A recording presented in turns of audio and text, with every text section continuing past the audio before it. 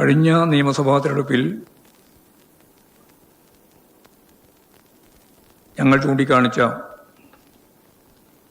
കാര്യങ്ങൾ ഉൾപ്പെടെ ചേർത്ത് നടപ്പിലാക്കിയ നേട്ടങ്ങളും വർഗീയ സംഘർഷങ്ങളില്ലാത്ത സൗഹാർദ്ദപരമായ അന്തരീക്ഷം, മതനിരപേക്ഷത സൃഷ്ടിച്ച കേരളത്തിൻ്റെ പശ്ചാത്തലവും വളരെ വലിയ മതിപ്പോടുകൂടിയാണ് ജനങ്ങൾ വീക്ഷിച്ചിട്ടുള്ളത്. അതുകൊണ്ട് തന്നെ സർക്കാർ തുടരണമെന്ന കാഴ്ചപ്പാട് പൊതുവിൽ ജനങ്ങളിൽ ഉണ്ടായിട്ടുണ്ട്. LDF ഉയർത്തിപ്പിടിക്കുന്ന രാഷ്ട്രീയ നിലപാടുകൾക്ക് വലിയ അംഗീകാരം നൽകുന്ന സ്ഥിതിയും ഉണ്ടായി. ഇതിൻ്റെ അടിസ്ഥാനത്തിൽ തെരഞ്ഞെടുപ്പ് വിശകലനം ചെയ്യുമ്പോൾ കഴിഞ്ഞ 2 തെരഞ്ഞെടുപ്പിലും 2016 2021 ഇടതുപക്ഷ ജനാധിപത്യ മുന്നണിക്ക് 90-ൽ കൂടുതൽ സീറ്റുകൾ ലഭിച്ചുകൊണ്ടാണ് അധികാരത്തിൽ വരാൻ സാധിച്ചത്. ഇപ്രാവശ്യവും ഞങ്ങൾ വിശദമായിട്ട് പരിശോധിച്ചപ്പോൾ 90 സീറ്റുകളിൽ കൂടുതൽ നേടി. കഴിഞ്ഞ 2 പ്രാവശ്യം പോലെ തന്നെ വൻ ഭൂരിപക്ഷത്തോടെ ഇടതുപക്ഷ ജനാധിപത്യ മുന്നണി അതിൻ്റെ 3ാം ടേമിലേക്ക് കടക്കും എന്ന കാര്യത്തിൽ യാതൊരു സംശയവും ഇല്ല. ഈ കാര്യം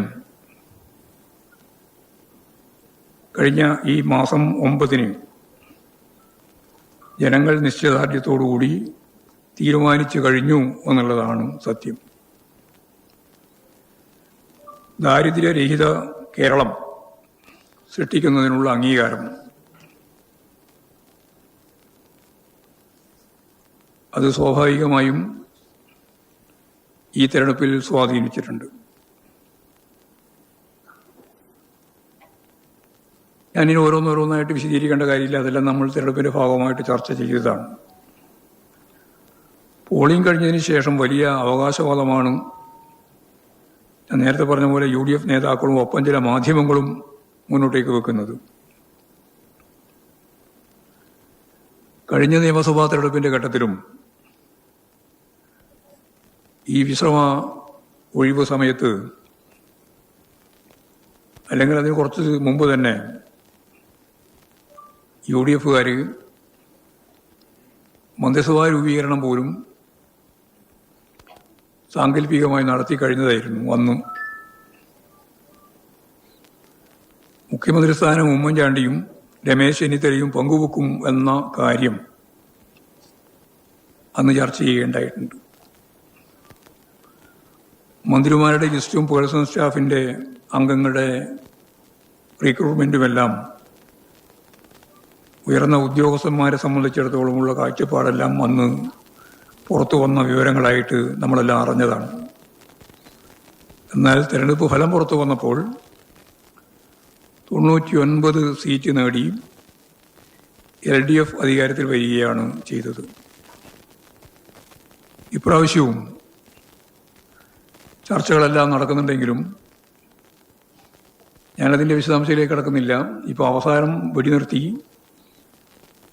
ഹൈക്കമാൻഡ് തീരുമാനിക്കട്ടെ മുഖ്യമന്ത്രി എന്നൊക്കെ തീരുമാനിച്ച് വാർത്താമാധ്യമങ്ങളിൽ തന്നെ അത്തരം വിവരങ്ങൾ നൽകുന്ന സ്ഥിതി ഞാനും നിങ്ങളെല്ലാം കണ്ടതാണ്. തിരഞ്ഞെടുപ്പ് കമ്മീഷനുമായിട്ട് ബന്ധപ്പെട്ട് എല്ലാവർക്കും വോട്ടവകാശം ഉറപ്പുവരുത്തുന്നതിന് ഉത്തരവാദിത്തമുള്ള ഏജൻസിയാണ് യഥാർത്ഥത്തിൽ തിരഞ്ഞെടുപ്പ് കമ്മീഷൻ. എന്നാൽ തെരഞ്ഞെടുപ്പ് ഡ്യൂട്ടിക്ക് നിയോഗിക്കപ്പെട്ടവർക്ക് വോട്ട് ചെയ്യുന്നതിനുള്ള അവസരം നിഷേധിക്കുന്ന നിലപാടാണ് അവർ സ്വീകരിച്ചത്. 20,000-ലധികം പേർ ഇത്തരത്തിൽ വോട്ട് ചെയ്യാൻ അവസരം ലഭിക്കാത്തവരായിട്ടുണ്ട് എന്നാണ് വ്യക്തമാക്കപ്പെട്ടിട്ടുള്ളത്. ഹൈക്കോടതിയിൽ ഇപ്പോൾ ഇതിൻ്റെ ഭാഗമായിട്ടൊരു കേസ് നിലവിലുണ്ട്.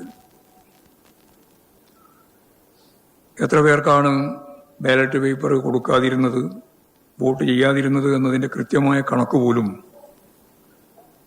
ഇലക്ഷൻ കമ്മീഷന് കോടതിയുടെ മുമ്പിൽ അവതരിപ്പിക്കാൻ സാധിക്കുന്നില്ല. സ്വാഭാവികമായും അതിൻ്റെ അടുത്ത സിറ്റിങ്ങിൽ ഈ കണക്കിൻ്റെ വിശദാംശങ്ങൾ അവർ അന്വേഷിക്കുന്നുണ്ട്. അപ്പോഴാണ് ഞാൻ നേരത്തെ പറഞ്ഞതുപോലെ 20,000-ലധികം പേർക്ക് വോട്ടവകാശം വിനിയോഗിക്കാനായില്ല എന്നുള്ള പ്രശ്നം ഗുരുതരമായി നമ്മുടെ മുമ്പിൽ വരുന്നത്. അതുപോലെ NCC, സ്റ്റുഡൻസ് പോലീസ് തുടങ്ങിയ NSS മേഖലയിലൊക്കെയുള്ള പ്രത്യേകം റിക്രൂട്ട് ചെയ്തിട്ടുള്ള വളണ്ടിയർമാർ, ഇവരെ സംബന്ധിച്ചിടത്തോളം വോട്ട് അവകാശം ലഭ്യമായില്ല എന്ന പ്രശ്നവും നിലനിൽക്കുന്നുണ്ട്. യഥാർത്ഥത്തിൽ വോട്ടവകാശം ലഭിച്ച എല്ലാവർക്കും വോട്ട് ചെയ്യാൻ അവസരം അനുവദിക്കണം.